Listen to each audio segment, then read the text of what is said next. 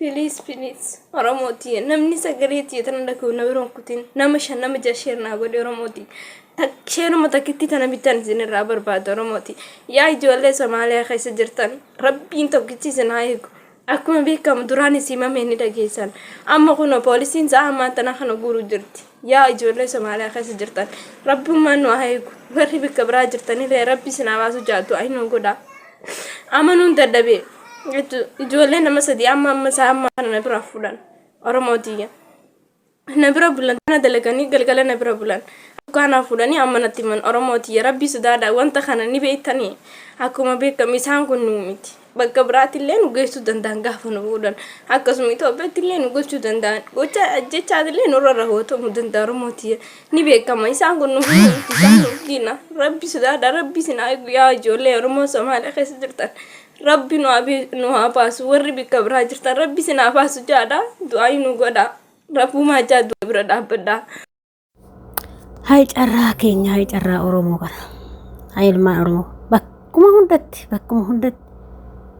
bakkuma hundatti cinqiidha biyya keessa cinqi biyya ormaatti cinqi bakka hundattu cinqiidha waaqayyo sin wajjin haa ta'u Ashama akkam jirtu hordoftoota chaanaala kooti kan biyya keessaa kan biyya alaa bakka jirta itti nageenya waaqayyoo sin haa waayatu jecha egaa warroonni chaanaala kee haarawaa taatan immoo subscribe gochuun dadhabeessaa egaa har'a maal qabattee dhufte jechuun keessan oolu wanti nin qabadhee dhufe akkuma viidiyoo dura argaa jirtan irratti ijoollee keenya keessattuu Somaalee keessa jiran irratti dhiibbaa guddaa geessisaa jiru akkuma obboleettiin keenya boochee himatte of eeggannoo godhaa waaqayyoo isinaa eegus senen jedhaanis wanta biraa wanta itti dabaluu osoo hin taane namni gorsaa fi akkasuma namni waliin dhagahee yoo viidiyoo tokko argee namni irraa qusachuu danda'a waliif dabarsuu danda'a du'aa gochuu fi kadhannaa gochuu fi dandeessuu jechuudha kanaaf viidiyoo mucayyoo kanarratti hojjechuu barbaadee jechuudha Inna obboleewwan keenya akkuma beekamu silaa biyyoota garaagaraa irratti facaanee jirra wanta iyyummaan tun goone hin qabdu iyyumuma tanaa fi biyyoota garaagaraa irra facaanee jira lammiin keenya keessattuu lammiin Itoophiyaa kun biyyoota garaagaraa irra facaanee jira akkuma facaanetti immoo wantoota baay'eetu nu qonnamaa jira biyya Oromoo kana keessatti wanta baay'eedha kana gana jedhamee hin dhumne jechuudha maaliif Fakkeenyaaf amma mucayyoon kun kan jiraattu Somaalee keessa jirti. Akkuma beektan ka Somaalee fi Itoophiyaa wal lolaa jiru waan ta'eef sababa saniif Itoophiyaa soqanii reebaa jiru qabaa jiru jechuudha. Yaa qabanii yookiin biyya nu buusuu danda'u yookiin nu ajjeesuu danda'u adaraa keessanii kadhannaa nu godhaa du'aa nu godhaa jechaa jirtu obboleettiin keenya kun jechuudha. Waan baay'ee nama gaddisiisu. Ilmaan Oromoo biyya keessatti akkanatti dararam biyya Oromooti akkanatti dararam maali nu abaarsa nu uume waaqayyoon maaliif abaarsa nu uume beeka waanuma saayyuu wallaalle dhugaa rabbi kan dararamu biyya Oromoo keessatti ijoollee Oromoo kan biyya keessatti dararamu Oromoodha biyyoota garagaraa irratti kan dararamu Oromoodha maali Oromoon kun abaarsa maal qabnaa nu hundumaafuu waaqayyo sinaa eeguu obboleewwan koo waaqayyo harka diinaa keessaa sinaa baasu homaa jechuun mati wanta waaqayyo godhe immoo hamiin jettee fudhachuudha waan carraa ilmaan Oromoo akkas godheef illee hin beeku baay'ee nama gaddisiisa jechuudha kanaaf obboleewwan koo keessattuu Somaalee keessa jirtan of eeggadhaa biyyoota garaagaraa irra jirtanis hundumti keessan of eeggannoo godhaa waaqayyo sinaa eegu jechuudha jireenya addunyaa tanaa fatanaa hedduu qabdi jireenyi biyya lafaa fatanaa hedduu qabdi jechuudha hundumaa immoo obsanii keessa dabarsu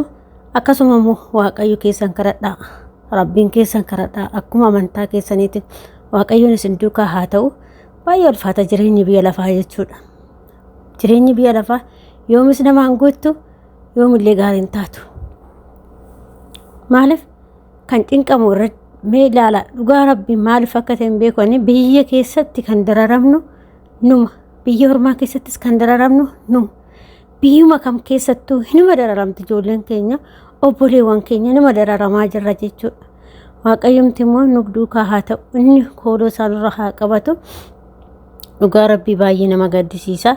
Kanaaf obboleettiin keenya akkuma argaa jirtanii Somaalee keessatti waan beektu akkuma beekamu kan wal lolaa jiru waan ta'eef sababa saniif immoo lammii keenya of keessaa baasuudhaaf wanta adda addaa irratti raawwachuu danda'u, hanga lubbuu irratti baasuu ga'uu danda'u, ajjeesuu danda'u, yookiin hidhuu danda'u, yookiin biyya galchuu danda'u waan baay'ee namarratti raawwatu jechuudha. Kaadiinii gamaa gamanaas nyaachuuf albeesitti qaratee jechuudha. Anna kanaafuu waaqayyo kadhaa fi akkuma amantaa keessaniitti akkasuma immoo ijoollee Somaalee keessa jirtan of eeggannoo godhaa. Waaqayyo sinaa eeguu, bakka jirtanitti sinaa eeguu jechuudha. Baay'ee ulfaatee jira barri kuni. Bara kam keessa akka jirrullee naaf galuu dide. Maaliif bara dhumaatiin natti fakkaata. Barri kana yoo ilaalee jedhu bara dhumaatii isa fakkaata. Sababii isaas bakkuma hundatti bakka namni jiraa wal qalee akka yaa rabbi maal dhagaa jirraa jarana yeroo duraanii wanta kanaan jiru amma namni akka wariititti wal qalaa jira, akka warii walirra ciisee wal qalaa jira. Barri bara wannoo kan jedhasun bara dhumaatii kan jedhasun isa gahaa jira natti fakkaate. Dhugaa rabbi isatu gahaa jira. Yaa rabbi nu baasi. Yaa waaqayyo ilmoon keenya maal akka agartus hin beeknu, nuti kanas agarre. Ilmoon teenya immoo maal akka ishiin agartu hin beeknu. Yaa rabbi koo dhugaa waaqayyo baay'ee nama gaddisiisa. Jireenyuma lafa kana si jibbisiisa gisee tokko warri du'e nagaan boqonnaa argate kan jiru gubbaatti siqaayii meeqan jiraata jechuudha. Siqaayii meeqan jiraata. Dhugaa rabbi hirriba dhabee biyya keessatti hirriba dhabee asiin kana asjiin kana ummanni keenya jechuudha kan ofii isaatii kasala gubatee lafa qotatee bulu isaa siqaayii meeqaniin jechuudha. Dhugaa maaliif akka carraan keenya kan ta'e hin beeku. Biyyoonni ormaa biyya guddattee fataa jettee jiraattee fataa jedhee jiraata. Wanti tokko hin jiru. Annaa carruma keenyatu kana ta'e natti fakkaata. Waaqayyoomti nu duukaa haa ta'u. Waaqayyo nuuf haa araaramu. Bara dhumaatii santu gahee akkuma amantaa keessaniitiin waaqayyoon kadhadhaa, rabbii keessan kadhadhaa. Dhugaa waaqayyoo jechuudha. Baay'ee nama gaddisiisa barri kunillee jechuudha. Barri kun darbee bara kana immoo shaggaadha jenna. Hundumtuu kanuma caaltuu nuti dhufaa deema malee wanti uumaa barri jijjiiramee fi wanti jijjiirame tokko hin jiru. Maaliif sirrii itti abaasa deema jechuudha. Duraa nama morman qalanii amma nama morma qaluu jammaran akka warii jechuudha. Maali kun bara maal keessa jirra? Barri namni ol kabajuu dhabee barri seerri hin jirre. Biyya ormaa seerumatu jira.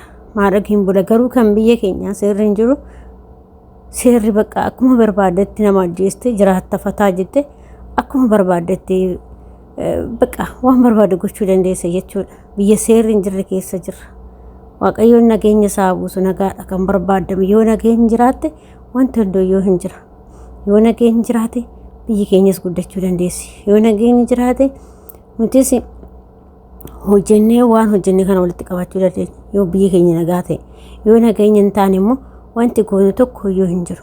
Kanaaf hunduma dursa kan nageenya caalu hin jiru. Waaqayyoon immoo nageenya isaa nuuf haa buusu. Waaqayyoon biyya keenya faa araaramu. Biyyi maal akka ta'e hin beeku.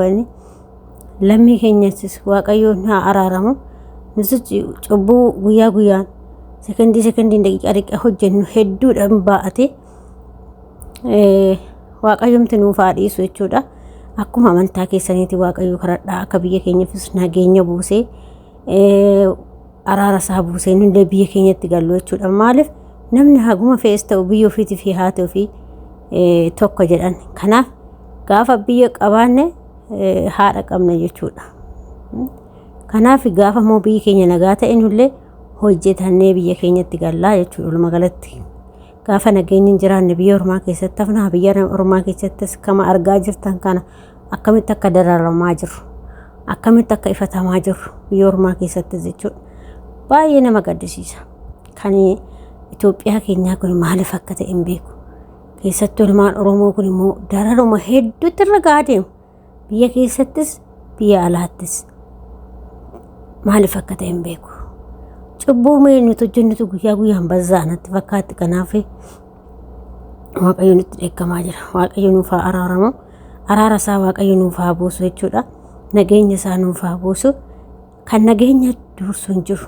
Dhugaa rabbi yoo nageenya jiraatte wanna hundaan jira qabeenyis godhachuu dandeessu yoo nageenya jiraanne garuu godhachuu hin danda'amu waan ta'eef akkuma amantaa keessaniitiin kadhannaa keessan godhaa isiniin jedha obboloota kooyi waaqayyoon immoo ijoollee teenya Somaalee keessa jiranii waaqayyoo harka diinaa keessaa isin haa baasu waaqayyoo si duukaa haa ta'u kanaaf obboleewwan koo adaraa keessa waliif birmadhaa waliif yaadadhaa bakka jirtay ture yaadadhaa akkuma wal beektaniin lookashinii waan akkasii walirratti argachuu yaada barri bara dhumaatii ta'ee jira barri bakka dhugaa akkuma lubbuun tun akkuma shunkurtii taatee jirti bakkuma argitetti namni nama qaluu jammaree adaraa keessan of eeggannoo godhaa waaqayyo sinaa eegu isiniin jedha obboloota koo ani kanarra waanuma dubbadhu illee hin qabu carruma keenya kana qofatu carruma badduu ta'e carraan keenya kun jechuudha bara maal keessa dhalannee bara maal abboonni keenya hayyoonni keenya maatiin keenya waan akkanaan agarree